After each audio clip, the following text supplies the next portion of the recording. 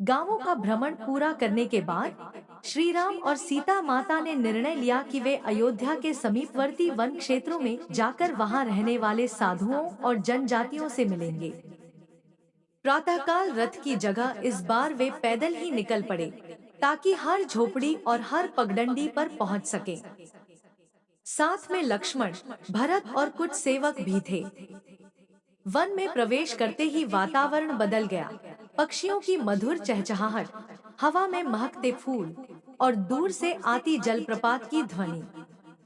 थोड़ी दूर पर एक आश्रम दिखाई दिया, जहां सफेद वस्त्रधारी साधु ध्यान में लीन थे। आश्रम के प्रमुख ऋषि ने राम को प्रणाम किया और कहा, प्रभु, यहाँ राक्षसों का आतंक बढ़ गया है। वे हमारे अनाज और औषधियां लूट लेते हैं, साधकों को भयभीत करते हैं। राम ने तुरंत आश्वासन दिया, ऋषिवर, जब तक मैं यहाँ हूँ, कोई आपको हानि नहीं पहुँचा सकता। अगले ही दिन वन के भीतर राक्षसों का एक दल आया। उन्होंने साधुओं को धमकाना शुरू किया, परंतु राम और लक्ष्मण ने अपने धनुष उठाए और कुछ ही क्षणों में वे राक्षस परास्त होकर भाग खड़े हुए। वनवासियों ने जयकार की, जय श्री राम, जय सीता माता। इसके बाद सीता माता कुछ ही दिनों बाद श्री राम और सीता माता ने यह निर्णय लिया कि वे अयोध्या के आसपास के गांवों का भ्रमण करेंगे, ताकि अपने लोगों का हालचाल जान सकें। प्रातःकाल जब सूरज की पहली किरणें महल के प्रांगण में पड़ी, रथ तैयार था। लक्ष्मण और भरत भी साथ थे। नगरवासी रथ के चारों ओर इकट्ठा हो गए। सभी के हृदय में उत्साह और प्रेम था। पहला पड़ाव एक छोटा सा गांव था, जहां मिट्टी के घर और हरे भरे खेत थे। वहां के किसान राम और सीता का स्वागत हल्दी, चावल और फूलों से कर रहे थे।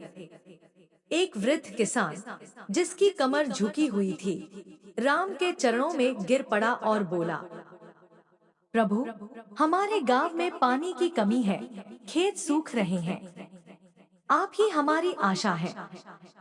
राम ने तुरंत आदेश दिया कि गांव में सरयू से एक नहर बनाई जाए, जिससे खेतों तक पानी पहुंच सके। सीता माता ने गांव की स्त्रियों से बातें की, उन्हें अच्छे बीज, रसोई के लिए बर्तन और बच्चों के लिए वस्त्र भेंट किए। एक बूढ़ी दादी, जिनकी आंखों में आंसू थे, सीता के हाथ पकड़कर बोली, माँ, आज ऐसा लग रहा है जैसे स्वर्ग हमारे घर आ गया हो। आगे चलते हुए वे एक ऐसे गांव पहुंचे जहां गरीब बच्चों के पास पढ़ने के लिए कोई व्यवस्था नहीं थी। राम ने तुरंत वहां एक गुरुकुल बनवाने का आदेश दिया और नगर के आचार्यों को बुलाकर बच्चों को शिक्षा देने की व्यवस्था की। सीता माता ने अपने हाथों से बच्चों को पहली बार तख्ती और कलम दी।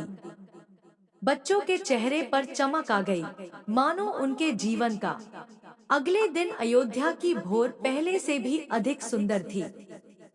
सुनहरी किरणें सरयू नदी के जल पर नृत्य कर रही थी और आकाश में उड़ते पक्षी जैसे प्रभु के गुणगान में लगे थे। महल के आंगन में सीता माता तुलसी के पौधे को जल अर्पित कर रही थी। उनकी मधुर वाणी में राम नाम का उच्चारण हो रहा था, जिसे सुनकर महल का वातावरण और भी पवित्र हो गया। राजमहल के बाहर नगरवासी उत्सुकता से प्रतीक्षा कर रहे थे। आज श्री राम और सीता माता नगर के गरीब और अनाथ बच्चों से मिलने वाले थे। जब वे दोनों राजसी रथ से बाहर आए, तो भीड़ में जय जयकार गूंज उठी। जय श्री राम, जय जानकी माता। राम ने छोटे छोटे बच्चों को गोद में उठाया, उनके माथे पर स्नेह का चुंबन दिया। सीता माता ने उन्हें वस्त्र और मिठाइयां बांटी।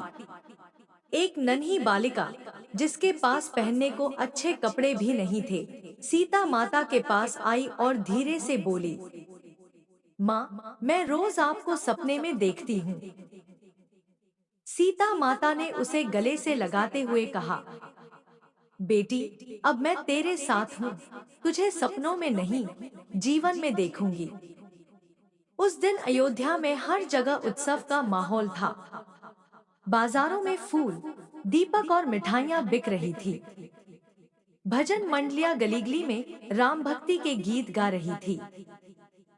सरयू घाट पर संत महात्मा एकत्र होकर धर्म सभा कर रहे थे, जिसमें श्री राम स्वयं सम्मिलित हुए। उन्होंने कहा, राज्य की शोभा महलों से नहीं, बल्कि उसके प्रजा के सुख से होती है। जो राजा प्रजा का दुख अपना समझे, वही सच्चा राजा है। रात होते होते फिर सरयू तट पर दीपोत्सव मनाया गया। इस बार हजारों दीप प्रवाहित किए गए, जिनकी रोशनी से पूरी नदी मानो स्वर्णिम हो उठी। सीताराम के दर्शन पाने को लोग दूर दूर से आए थे। उस रात महल की बालकनी से राम और सीता अयोध्या की ओर देख रहे थे। दूर तक फैली दीपों की लड़ी और भक्तों की गूंज सुनते हुए राम ने सीता से कहा, जनक नंदिनी, देखो, यह प्रेम ही अयोध्या की आत्मा है। जब तक यह प्रेम जीवित है, हमारी अयोध्या अमर रहेगी। सीता ने मंद मुस्कान के साथ उत्तर दिया, प्रभु, जब तक आपके जैसे धर्मप्रिय राजा और प्रेम से भरी प्रजा है, तब तक यह नगर सदैव अयोध्या नगरी, जहाँ हर गली, हर मंदिर और हर घाट भगवान श्री राम की महिमा से गूंजता है, वहाँ की सुबह किसी स्वर्ग से कम नहीं थी। सरयू नदी के किनारे हल्की हल्की लहरें जैसे राम नाम का जाप कर रही हों। मंदिरों की घंटियां बज रही थी और हवा में चंदन, तुलसी और धूप की सुगंध फैली हुई थी। उस दिन अयोध्या में एक विशेष आयोजन था, श्री राम जन्मोत्सव। पूरे नगर में रंग बिरंगे फूलों की सजावट, घर घर में दीप जल रहे थे और हर चौक चौराहे पर राम कथा का मंचन हो रहा था। बच्चे राम और सीता के रूप में सजे हुए गलियों में घूम रहे थे। राजमहल में माता कौशल्या का कक्ष फूलों से महका हुआ था। रानी सीता माता अपने करुणा और प्रेम से सभी महिलाओं को भेंट दे रही थी। जब वे अपने हाथ से हल्दी और चंदन का तिलक करती, तो हर कोई मानो यह भूल जाता कि वे केवल रानी नहीं, बल्कि मां स्वरूपा है। श्री राम अपने भाइयों लक्ष्मण, भरत और शत्रुघ्न के साथ नगर भ्रमण पर निकले थे। रास्ते में वे हर किसी का हाल पूछते, बच्चों के सिर पर हाथ फेरते, बुजुर्गों का सम्मान करते। एक वृद्ध किसान ने उन्हें प्रणाम कर कहा, प्रभु, अयोध्या में कोई दुख नहीं है, क्योंकि आप हमारे राजा हैं। परंतु मेरी इच्छा है कि आप हमारे गांव भी पधारें। श्री राम ने मुस्कुराकर कहा, जहाँ मेरे लोग हैं, वहीं मेरा घर है। मैं शीघ्र ही वहां आऊंगा। शाम को सरयू तट पर एक भव्य आरती हुई। हजारों दीप नदी में प्रवाहित किए गए। सीता माता ने अपने हाथों से पहला दीप प्रवाहित किया और मन ही मन प्रार्थना की, हे प्रभु, अयोध्या सदा प्रेम, धर्म और आनंद से भरी रहे। आकाश में चमकते तारे, सरयू की लहरें और आरती की गूंज, यह दृश्य मानो समय को थामे खड़ा था। उस रात अयोध्या में हर घर में राम सीता का नाम गाया जा रहा था और पूरी नगरी में केवल एक ही भावना थी, भक्ति और आनंद की। अगले दिन अयोध्या की भोर पहले से भी अधिक सुंदर थी। सुनहरी किरणें सरयू नदी के जल पर नृत्य कर रही थी और आकाश में उड़ते पक्षी जैसे प्रभु के गुणगान में लगे थे। महल के आंगन में सीता माता तुलसी के पौधे को जल अर्पित कर रही थी। उनकी मधुर वाणी में राम नाम का उच्चारण हो रहा था, जिसे सुनकर महल का वातावरण और भी पवित्र हो गया। राजमहल के बाहर नगरवासी उत्सुकता से प्रतीक्षा कर रहे थे। आज श्री राम और सीता माता नगर के गरीब और अनाथ बच्चों से मिलने वाले थे। जब वे दोनों राजसी रथ से बाहर आए, तो भीड़ में जय जयकार गूंज उठी। जय श्री राम, जय जानकी माता। राम ने छोटे छोटे बच्चों को गोद में उठाया, उनके माथे पर स्नेह का चुंबन दिया। सीता माता ने उन्हें वस्त्र और मिठाइयां बांटी। एक नन्ही बालिका, जिसके पास पहनने को अच्छे कपड़े भी नहीं थे, सीता माता के पास आई और धीरे से बोली, माँ, मैं रोज आपको सपने में देखती हूँ। सीता माता ने उसे गले से लगाते हुए कहा, बेटी, अब मैं तेरे साथ हूँ, तुझे सपनों में नहीं, जीवन में देखूंगी। उस दिन अयोध्या में हर जगह उत्सव का माहौल था। बाजारों में फूल, दीपक और मिठाइयाँ बिक रही थी। भजन मंडलियाँ गली-गली में राम भक्ति के गीत गा रही थी। सरयू घाट पर संत महात्मा एकत्र होकर धर्म सभा कर रहे थे, जिसमें श्रीराम स्वयं सम्मिलित हुए। उन्होंने कहा, राज्य की शोभा महलों से नहीं, बल्कि उसके प्रजा के सुख से होती है। जो राजा प्रजा का दुख अपना समझे, वही सच्चा राजा है। रात होते होते फिर सरयू तट पर दीपोत्सव मनाया गया।